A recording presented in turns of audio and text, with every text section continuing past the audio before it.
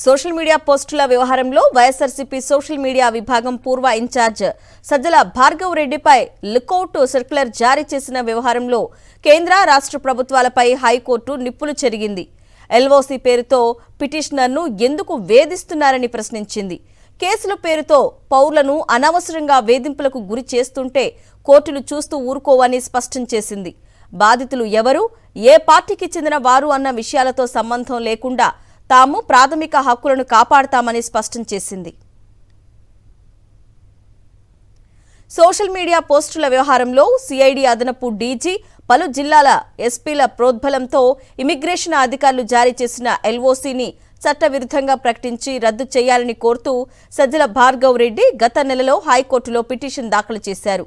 ఈ వ్యాజ్యంపై విచారణ జరిపిన న్యాయమూర్తి జస్టిస్ వటు దేవానంద్ ఇమిగ్రేషన్ అధికారులతో పాటు ఈ వ్యాజ్యంలో ప్రతివాదులుగా ఉన్న డీజీపీ, సిఐడి సహా పలు జిల్లాల ఎస్పీలను కౌంటర్లు దాఖలు చేయాలని గత నెల 18న ఆదేశాలు జారీ చేసింది.